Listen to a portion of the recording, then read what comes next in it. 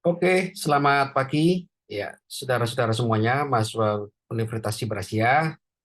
Kita ketemu lagi dalam mata kuliah pengantar teknologi informasi dan komunikasi, ya. Di mana topik kali ini adalah itu pengenalan bahasa C, ya, C++. Saudara-saudara, komputer ini berkembang dari beberapa aspek, ya. Yang pertama adalah perkembangan teknologi hardware, ya, sampai kemudian ke teknologi display grafis ya, sampai ke robotik ya kan, itu adalah ada yang namanya teknologi hardware ya, atau komponen fisiknya. Kemudian berkembang teknologi algoritma ya, algoritma pemrograman ya, programming language ya, sampai ke operating system ya, sampai ke itu teknologi artificial intelligence ya. Kemudian yang ketiga adalah berkembang teknologi yang namanya jaringan ya. Komputer itu bisa berkomunikasi antar device atau antar komputer ya kan. Dari tiga aspek perkembangan tadi itu ya kan, yang paling fundamental adalah perkembangan pemrograman ya.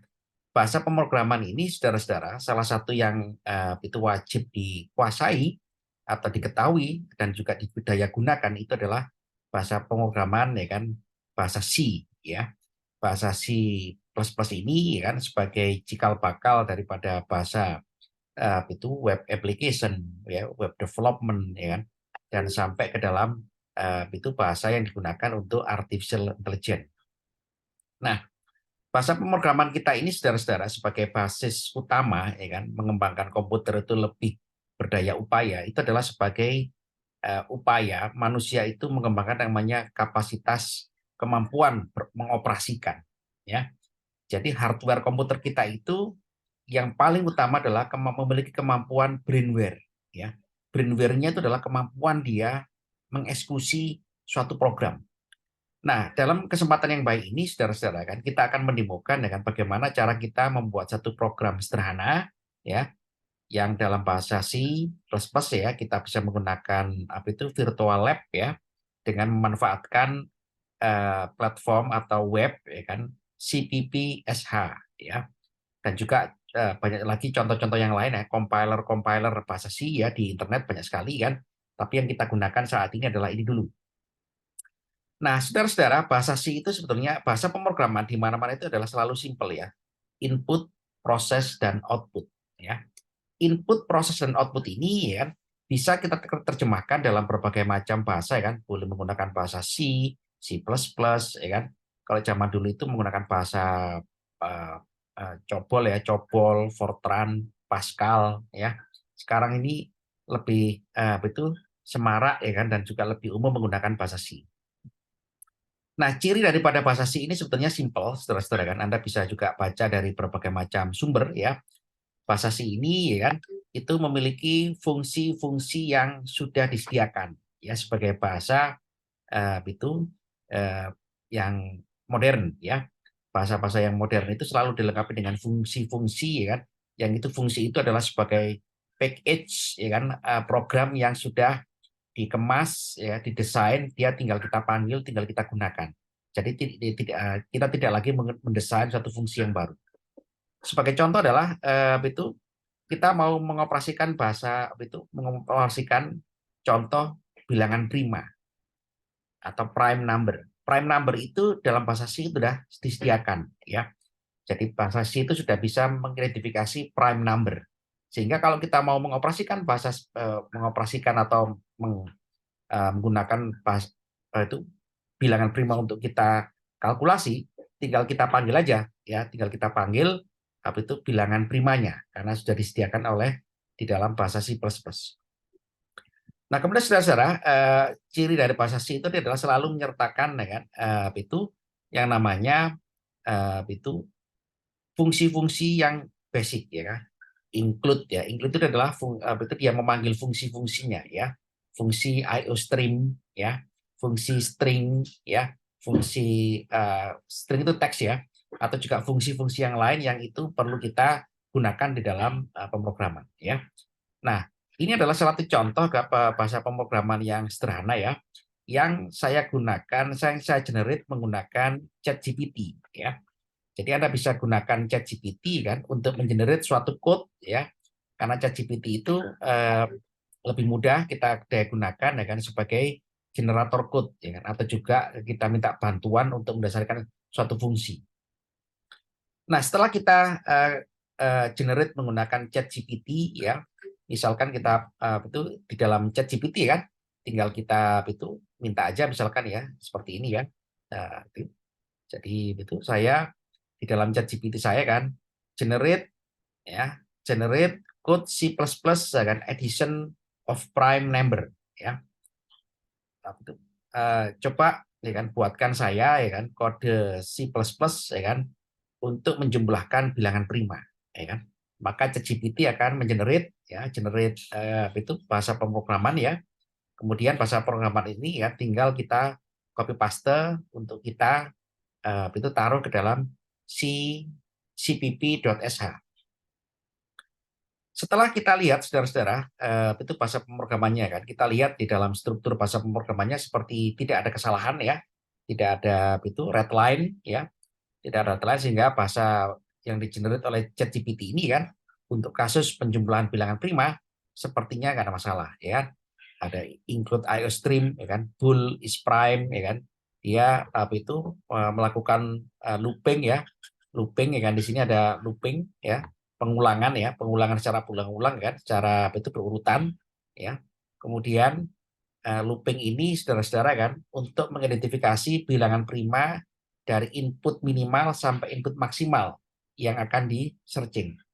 Setelah dia melakukan itu ada loopingnya, kemudian looping tadi itu kita terapkan ya kan dengan memberikan inputan. Inputannya adalah selalu menggunakan standar cout atau cin ya, cin, std cout ya atau std cin start ya, sehingga inputannya adalah bilangan bebas minimal ya, minimal sampai juga maksimal.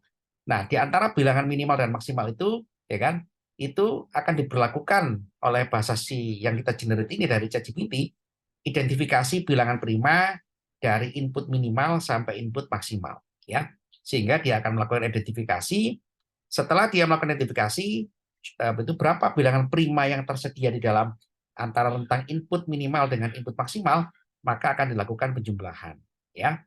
Dilakukan penjumlahan ya kan dengan fungsi secara looping juga. Dia akan menjumlahkan secara berurutan dari bilangan prima yang terendah sampai bilangan prima yang tertinggi. Sehingga kita akan displaykan ya, displaykan atau out ya kan menjadi ya kan string ya, string atau teks ya kan, the sum is of prime number between ya start and end ya kan is ya kan, nah ini ya outputnya adalah ini ya, ya sum ya. Jadi itu ada 3 proses ya kan yang di dalam bahasa C ini ya kan. Yang pertama adalah kan kita mendesain looping ya, pengulangan identifikasi bilangan prima dari inputan minimal sampai inputan yang maksimal. Setelah kita mendesain fungsi ini ya, fungsi ini kita panggil ya kan untuk itu mengidentifikasi ya kan prime number tadi itu ya di antara minimal dan maksimal untuk dilakukan operasi penjumlahan ya. Kemudian kita displaykan ya, 3 langkah ya. Nah, ini kalau kita running saudara-saudara sebagai contoh ya, kita running dengan cpp.sh kurang lebih seperti ini ya. Oke, kelihatan ya. Nah, kita inputkan misalkan bilangan prima dari 1 ya, enter the start of the range. Misalkan saya input 1 ya. Enter the end of the range, misalkan 1000. Ya, 1000 saya enter. Nah, maka cepat ya, cepat sekali karena penghitung ya kan dia. Jadi bilangan prima antara 1 sampai 1000 itu diidentifikasi sama algoritma kita ini ya, mulai dari 2 ya, 2 kemudian apa itu 2 kalau salah 2 3 7 dan seterusnya ya. Bilangan-bilangan prima tadi itu ya. Itu dari angka 1 sampai 1000 bilangan prima itu berapa saja ya, karena bilangan prima itu kan definisi adalah bilangan yang hanya habis dibagi oleh bilangan itu sendiri ya, prime number. Sehingga identifikasi bilangan prima antara 1 sampai 1000 sudah dapat dilakukan ya dengan operasi looping ya kan. Setelah itu yang kedua adalah dilakukan operasi penjumlahan looping juga ya, menjumlahkan ya kan bilangan prima yang ada antara 1 dengan 1000 untuk kemudian didisplaykan dengan perintah kita yang terakhir ini ya, seperti ini. Nah, ya. The sum of prime number between 1 and 1000 is ya kan 76,000 dengan 127. Nah, ya, mudah kan saudara-saudara ya? Saya pikir sangat mudah sekali ya. Jadi Anda bisa melakukan simulasi ya itu dengan ChatGPT ya dengan lebih mudah ya. Ini saya berikan contoh kalau misalkan kita generate code yang lain ya. Generate code ya kan itu dengan ChatGPT ya. Generate code ya kan. Generate code ya C++ ya kan. Itu multiplied ya, itu multi.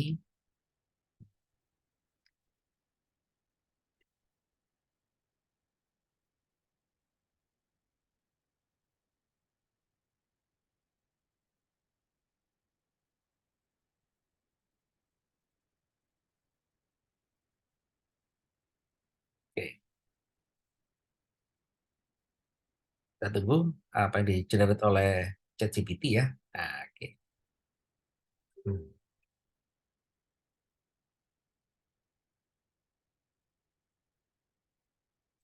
Oke.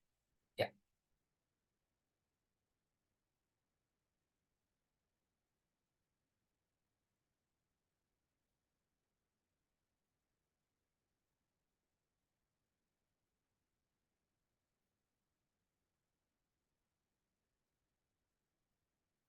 hampir sama ya dengan apa itu yang sebelumnya ya untuk penjumlahan apa itu untuk penjumlahan dengan bahasa apa itu C ya, hampir sama ya. Hanya bedanya adalah itu operasi daripada bentuk aritmetiknya ya. Tinggal kita pastikan aja ya kan. Oke, ya.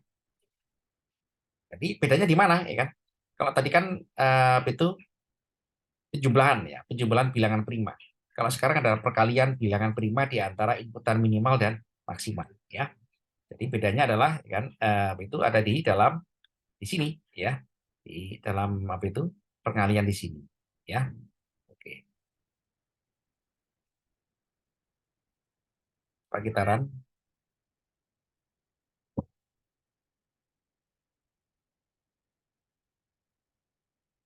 1 ya, 100. Nah, betul nggak ini kira-kira? Ya.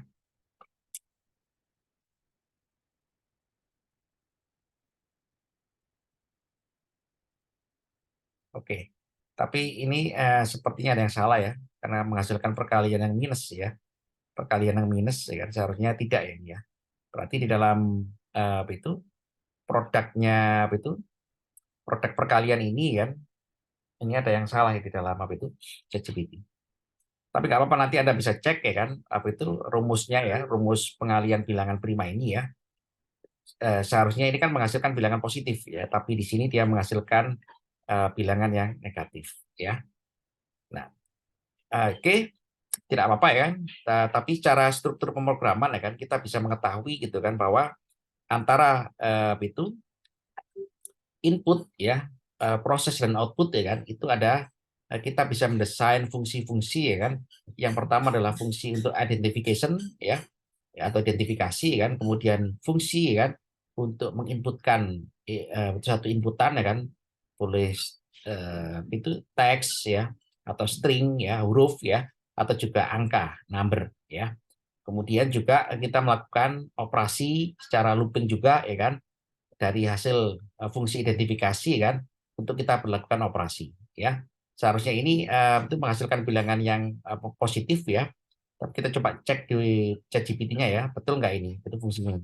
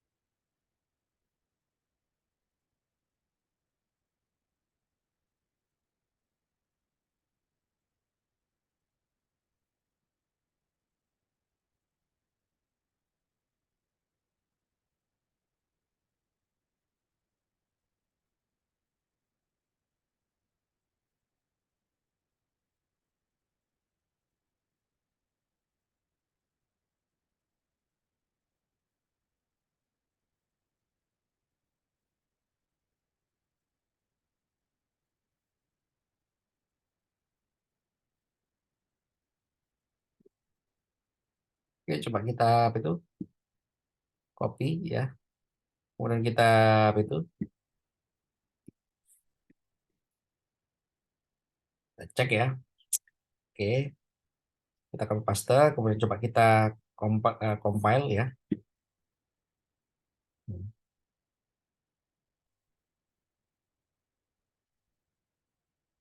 Nah, satu inputan minimal, inputan maksimalnya adalah katakanlah 10 ya, supaya nggak banyak-banyak ya. Nah, oke. Nah, ini baru betul ya. The product of prime number is between 1 and 10 is 200 and tens. Nah, oke ya. Nah, ini baru masuk akal ya. Itu hasil pemrogramannya ya. Karena nggak mungkin dengan bilangan prima, penjumlahan bilangan prima itu yang positif ya. Jadi kita harus juga ngecek ya, walaupun ChatGPT itu bisa generate code ya, tapi kita juga harus bisa mengevaluasi ya. Jangan-jangan nanti keliru ya. Tapi kita bisa ngecek ya kan bahwa hasilnya masuk akal dan bisa kita cek secara manual ya. Di antara bilangan di antara 1 sampai 10 itu ada berapa bilangan prima kan? Ada 2 ya, ada 3, ada 7 ya. 2 kali 3 kali 7 ya, kali 9 ya. 2 kali 3 kali 7 kali 9. Nah, ya. Berapa itu kira-kira ya? 2 kali 3 6, 6 kali 7 42, 42 hmm. Coba kita cek dulu ya.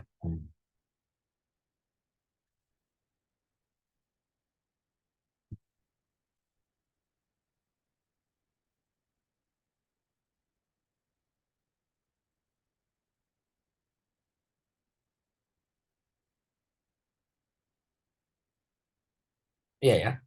2 3 5 7 ya. 2 kali 3 6 ya. 6 kali 5 30. 30 kali 7 ya betul 210 ya. 9 tidak termasuk, mohon maaf. Ya. Ya, oke. Jadi saudara-saudara kan itu Anda bisa generate code ya C++ ya dengan bantuan ChatGPT ya. Tapi juga harus dievaluasi ya. Karena cara paling mudah untuk mengenerate code dengan bahasa pemrograman sekarang adalah menggunakan apa itu artificial intelligence ya atau sebagai alat bantu. Walaupun kita juga bisa mendesain itu algoritma ini sendiri atau bahasa pemrograman ini sendiri ya, sangat mudah sekali ya. Kemudian di dalam bahasa pemrograman ini saudara-saudara juga ada pernyataan kondisional ya. Kondisional jika inputnya dan outputnya tidak memenuhi kriteria ya, itu bisa kita berikan if eh, if dan else ya. Jadi jika itu inputnya tidak memenuhi persyaratan ya kan, maka kita berikan kondisional dengan if atau else ya, if dan else. Untuk looping ya kan itu menggunakan for ya. Kemudian untuk itu melakukan perhitungan ya kan bisa menggunakan inputan, bisa menggunakan ya kan do ya, do c in ya atau c out ya kan. Kemudian do juga ya yang kedua ya kan untuk menghitung maksimalnya ya. Jadi operasi bahasa C++ ini sebenarnya sangat mudah sekali ya, hampir sama dengan bahasa-bahasa zaman dulu kan, bahasa Pascal kan, hanya bedanya adalah fungsi dan juga sintaknya lebih familiar dengan bahasa kita ya. Oke, saudara-saudara kan silakan mencoba ya dengan cara saya tadi itu ya. Bagi yang katakanlah kesulitan untuk membuat satu code atau program ya, Anda bisa membuat itu bahasa pemrograman melalui itu ChatGPT atau generate code yang lain ya kan, tapi tetap dilakukan evaluasi, betul enggak ya? Ya, betul maksud yang dimaksud oleh kita ini sesuai dengan hasil yang kita harapkan ya. Oke, saudara-saudara ya, silakan dicoba ya. Kemudian nanti akan saya tulis betul kisi-kisi soal untuk UAS ya kan di minggu ke-8 ya. Kurang lebih juga simpel dan sederhana ya. Oke, selamat belajar saudara mahasiswa Universitas Berasia ya kan. Kita sukses bersama ya kan dan maju bersama ya. Selamat pagi. Assalamualaikum warahmatullahi wabarakatuh.